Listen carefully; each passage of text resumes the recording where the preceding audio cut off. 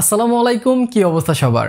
অবস্থা খারাপ হইলেও ভালো হয়ে যাবে বিকজ অফ এইটা হচ্ছে টেকনো স্পার্ক গো 1। এইটার নামের মতোই ফোনটাও কিন্তু নাম্বার 1 বিকজ অফ এই ফোনটাতে আপনারা 10,999 টাকায় 464 র্যাম রোম পাচ্ছেন, ইউনিয়াসুসি T615 চিপসেট পাচ্ছেন, 4 বছরের ফ্লুয়েন্সি গ্যারান্টি পাচ্ছেন আপনারা, তার সাথে 5 হোল ডিসপ্লে পাচ্ছেন এই বাজেটে। সো এত কিছু প্যাক করেছে টেকনো এই প্রাইসে। এটাকে আসলেই একটা অর্থিত প্রোডাক্ট কিনা নাকি শুধু মার্কেটিং এর জন্যই এত কিছু বলতেছে, বাস্তবতা আসলে ভিন্ন, সেইটাই জানাবো আজকের ভিডিওতে। তো হ্যালো গাইস, কেমন আছেন সবাই?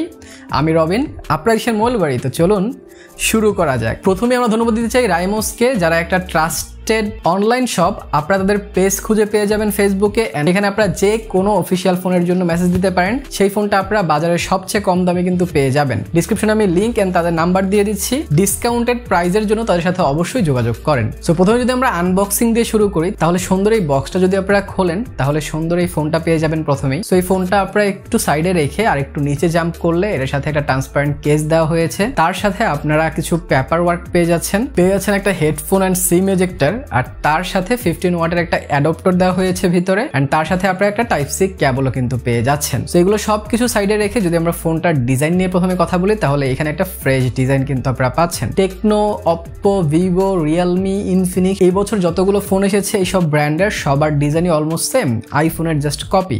বাট এইটাকেও কাইন্ড অফ আপনারা আইফোনের কপি বলতে পারেন, বাট তারপরেও এখানে কিন্তু একটা ফ্রেশ ডিজাইন আছে। ক্যামেরা মডিউলটা একদমই অন্যরকম করার চেষ্টা করেছে, যেটা দেখতে কাইন্ড অফ খারাপ লাগছে না যদি আপনারা কনসিডার করেন এটার প্রাইস মাত্র 10,999 টাকা। এছাড়া যদি বিল্ড কোয়ালিটির কথা বলি, তাহলে এই বাজেটে স্বাভাবিকভাবেই ফুললি প্লাস্টিক বিল্ডের একটা ফোন, সেইটা নিয়ে আসলে আপনি কেউ কিছু করতে পারবো না। এছাড়া ফোনের আশপাশে যদি নজর দেন, তাহলে বটম সাইডে আপনারা একটা স্পিকার গ্রিল পেয়ে যাচ্ছেন, একটা মাইক্রোফোন পেয়ে যাচ্ছেন, একটা ইউএসবি টাইপ সি পোর্ট পেয়ে যাচ্ছেন, অ্যান্ড পেয়ে যাচ্ছেন হেডফোন জ্যাক। আর হেডফোন জ্যাক অনেক ইম্পর্টেন্ট।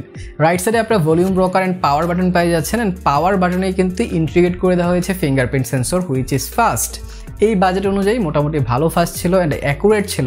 আমি যতবারই ক্লিক করেছি আনলক করেছে, অ্যান্ড মিসম্যাচও কিন্তু আমি লক্ষ্য করিনি। সো এখানে একটা থামস আপ অবশ্যই টেকনো পাবে। লেফট সাইডে একটা কমপ্লিট সিম ট্রে পাচ্ছেন, যেখানে দুটো সিম কার্ডের পাশাপাশি একটা মেমোরি কার্ড ইউজ করতে পারবেন। আর টপ সাইডে আপনার টপ ফায়ারিং একটা স্পিকার পাচ্ছেন। এখানে কোনো সেকেন্ডারি নয়েজ ক্যান্সেলেশন মাইক নাই, বাট স্পিকারের কোয়ালিটির কথা যদি বলি, তাহলে স্পিকারের লাউডনেস কিন্তু অনেক ছিল, মোটামুটি ভালোই লাউড ছিল। আর লাউড তো হবেই বিকজ অফ এখানে ডুয়াল স্টোরেজ স্পিকার কিন্তু আপনারা পাচ্ছেন।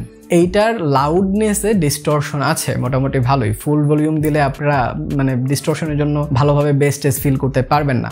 সো সেই ক্ষেত্রে যদি আপনারা কোনো মুভি টুভি দেখেন অথবা যদি কোনো ইউটিউব ভিডিও দেখেন, সেখানে আপনাদের লাউডনেসটা অবশ্যই কাজে লাগবে।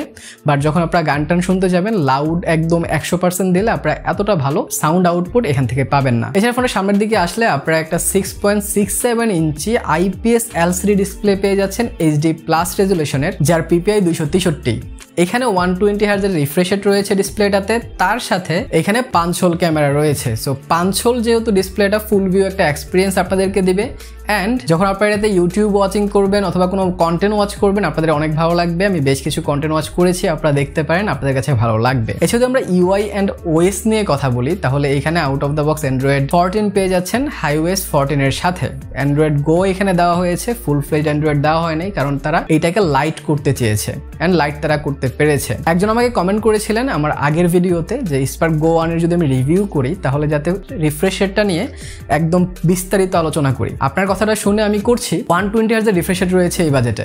আপনারা অনেকেই শকড যে ভাই 11,000 টাকা 120 হার্জের রিফ্রেশ রেট, এটা কি আসলেই আদৌ ইউজ করা যাচ্ছে? এটাকে তারা আসলেই দিয়েছে নাকি গিমিক? তার জন্য সেই ভাই আমাকে বলেছে ডেভেলপার অপশন থেকে গিয়ে রিফ্রেশ রেট ওপেন করে নিতে, এন্ড আমি সেটা করেছি। সো আপনারা দেখতে পারেন এখানে দুটা অপশন রয়েছে, একটা হচ্ছে 60 হার্জ আর একটা হচ্ছে অটোমেটিক। সো এখানে কোনো 120 হার্জ রিফ্রেশ রেট আপনি সিলেক্ট করে রাখতে পারবেন না, স্বাভাবিকভাবে ব্যাটারি ইস্যু একটা ব্যাপার থাকে যার কারণে। কিন্তু আপনারা যখন ফোনটা কিছুক্ষণের জন্য রেখে দিবেন, তখন এটা 60 হার্জ অটোমেটিক চলে যাবে। বাট যখনই আপনি এখানে হাত দিবেন বা স্ক্রল করতে লাগবেন, অটোমেটিক কিন্তু এটা 120 হার্জে শিফট করে। সো অবশ্যই এটা 120 হার্জ রিফ্রেশ রেট সাপোর্ট করে, এটাতে দিয়েছেন, সেটা কাজও করে। তো সেটা নিয়ে আপনাদের কোনো প্রবলেম হবে না। এন্ড যখনই আপনাদের কাজ করা বন্ধ হয়ে যাবে, 60 হার্জে ফোনটা নিজেকে অটোমেটিক্যালি নিয়ে নিবে, যাতে করে আপনাদের ব্যাটারি ব্যাকআপটা আরেকটু ভালো থাকে। এছাড়া 120 হার্জ থাকার জন্য এইটাতে যে এক্সপিরিয়েন্স আমি পেয়েছি অনেক ভালো। সত্যি কথা বলতে আমি অনেক ভালো ভালো ব্র্যান্ডের 15, 16, 17 হাজার টাকার ফোনে এত স্মুথনেস পাইনি, এইটাতে যতটা পেয়েছি। কোনো ল্যাগ ফিল হয় নাই আমার ইউআইতে। বিশেষ করে টেকনোর একটা ফোন নিয়ে কথা বলবো 11,000 টাকা, আর সেটাতে ইউআই ল্যাগ পাবো না সেটা আমি কখনো আশা করি নাই, কিন্তু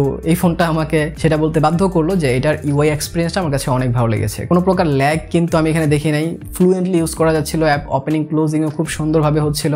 সো এইটার ইউজার এক্সপিরিয়েন্স নিয়ে আপনারা অবশ্যই খুশি থাকবেন, সেটাতে কোনো প্রকার সন্দেহ কিন্তু নেই। আর এটার ইউআইটা এত ভালোভাবে কাজ করতে পারছে তার আরেকটা রিজন হচ্ছে এটার পারফরমেন্স সেকশন।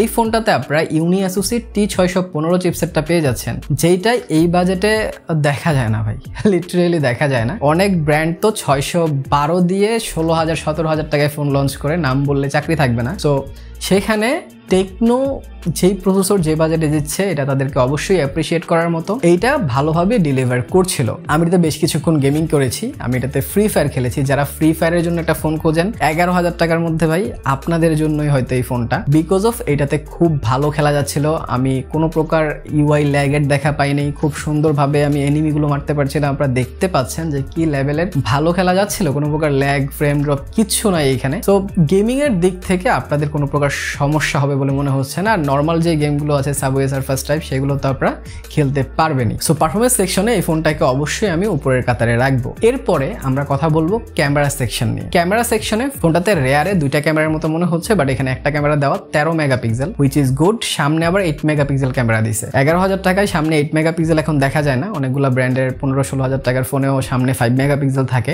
বাট ভালো মেগাপিক্সেল দিলে যে ভালো ক্যামেরার ছবি উঠবে ব্যাপারটা কিন্তু তা নয়। আমি বেশ কিছু ছবি আপনাদের উদ্দেশ্যে দিচ্ছি, আমি আউটডোরের বেশ কিছু ছবি তুলেছি, আপনারা দেখতে পারেন। একটু পরন্ত বিকেলের ছবি, এগুলো কিরকম ছবি আসতেছে, হালকা নয়েজও আপনারা হয়তো পাবেন। তার সাথে এখানে কিন্তু ইনডোরও বেশ কিছু ছবি আছে, আমি ইনডোরের ছবিও দিচ্ছি আপনাদেরকে। ইভেন বেশ কিছু সেলফি ক্যামেরার ছবিও দিচ্ছি, আপনারা সেলফিগুলোও দেখেন অ্যান্ড ডিসাইড করেন যে 8 মেগাপিক্সেল কেমন ছবি তুলছে আর 13 মেগাপিক্সেল দিয়ে আপনারা কিরকম পিকচার পাচ্ছেন, সেটা আমাকে কমেন্ট সেকশনে জানান যে আপনাদের ভালো লেগেছে কি না। তার সাথে এই ফোনটাতে 4GB র্যাম দেওয়া হয়েছে, 64GB রোম দেওয়া হয়েছে, আর এইটাতে 4128 ভেরিয়েন্টও কিন্তু মার্কেটে অ্যাভেলেবেল। এছাড়া আমরা ব্যাটারি সেকশনে কথা বলি, তাহলে ব্যাটারি সেকশনে 15 ওয়াটের একটা ফাস্ট চার্জিং এর সাথে 5000 এমপিএর ব্যাটারি পাচ্ছেন।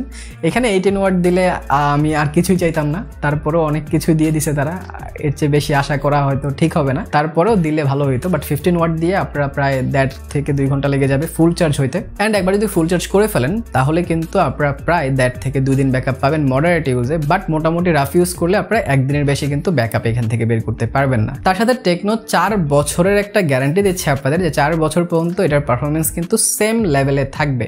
সো এটা একটা বিগ ক্লেম। এই প্রসেসর দিয়ে 4 বছর টিকানো জানি না কতটুকু সম্ভব হবে, বাট 2 বছর তো আপনাদের ইজিলি চলে যাবে, দেন একটু স্লো কিন্তু আপনাদের হবে। এছাড়াও যদি আপনারা মনে করেন যে 15,000 টাকার মধ্যে একটা ভালো ফোন সাজেস্ট করেন, তাহলে রিয়েলমি C61 নতুন আসছে, অ্যান্ড ওইটার একটা water test, dust test and drop test আমি করছি, ক্রেজি ভিডিও হয়েছে ভাই। সেইটা দেখতে চাইলে এইখানে ক্লিক করতে পারেন।